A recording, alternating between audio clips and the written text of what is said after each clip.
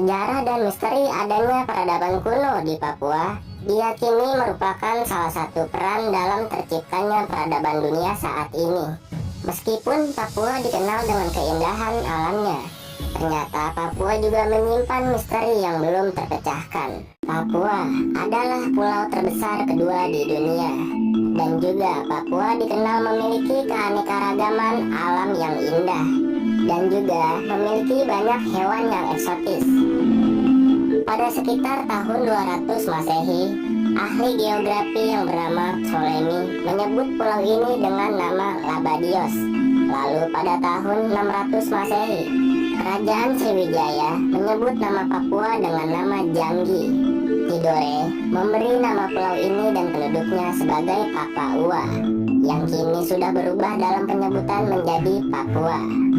Pada tahun 1545, Inigo Ortiz de Retz memberi nama Nueva Guinea, dan ada juga pelaut lain yang memberi nama Isla del Oro, yang artinya Pulau Emas. Di beberapa tahun yang lalu, Papua sempat menghebohkan dunia maya. Hal ini diketahui dengan adanya salah satu temuan yang menakjubkan di wilayah tersebut, yang diyakini sebagai peninggalan peradaban kuno di masa lalu. Temuan ini merupakan tembok raksasa atau seperti benteng yang lurus memanjang tenggelam di dasar laut. Tembok raksasa ini memiliki ukuran yang amat sangat besar dengan panjang 110 km, lebar 2.700 meter, dan memiliki ketinggian mencapai 1.860 meter.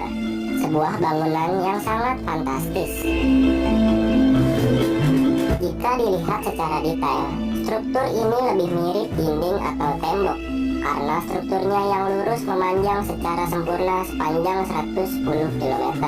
Penemuan yang masih misterius ini memang menyerupai dinding atau tembok, sehingga orang-orang menamakan bangunan ini sebagai Jayapura Wall atau Tembok Jayapura. Tembok raksasa ini berada di bawah laut sebelah utara Pulau Papua. Secara logika, sepertinya bangunan ini tidak dibuat oleh manusia. Apalagi adanya kepercayaan para ilmuwan yang meyakini bahwa peradaban manusia zaman dahulu itu sangat primitif. Hal ini sudah terpatahkan dengan temuan tembok raksasa ini. Karena jika kita lihat bangunan tertinggi di dunia di abad modern ini saja, yaitu gedung Burj Khalifa, tingginya baru mencapai 828 meter. Sedangkan temuan tembok raksasa ini tingginya sudah mencapai 1.860 meter, atau 2 kali lipat lebih dari gedung Burj Khalifa.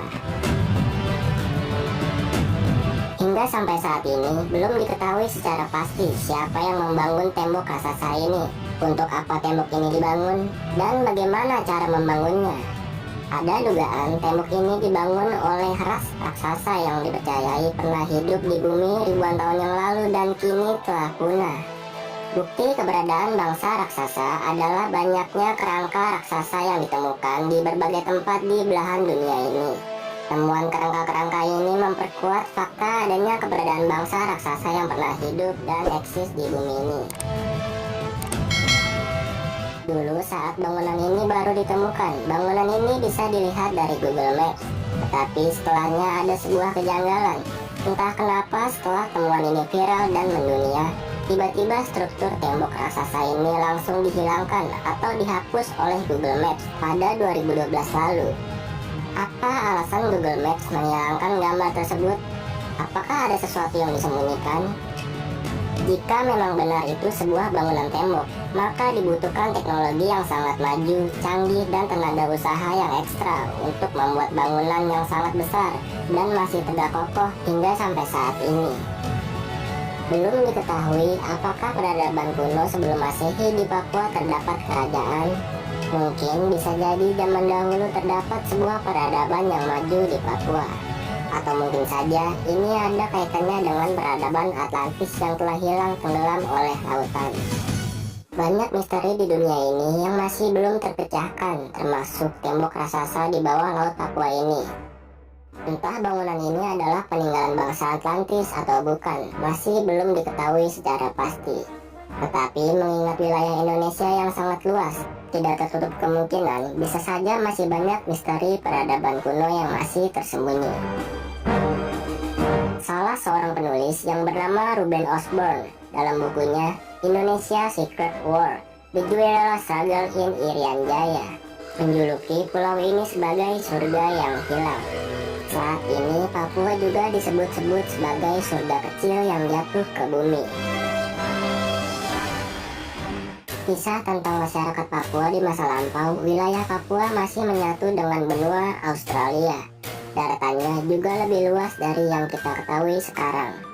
Hanya saja, ketika zaman es berakhir 11.000 tahun yang lalu, mencairnya es di kutub menyebabkan naiknya air laut hingga menenggelamkan sebagian daratan.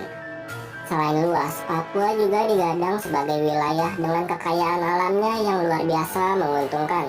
Tanah Papua sangatlah kaya, subur, dan makmur. Emas dan tembaga merupakan sumber daya alam yang sangat berlimpah.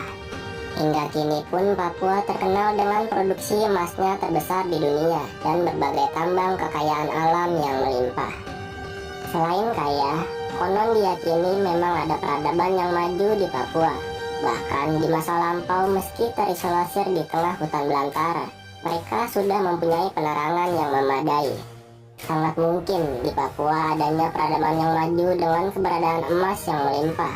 Karena dengan adanya emas bisa dimanfaatkan sebagai sumber energi untuk teknologi.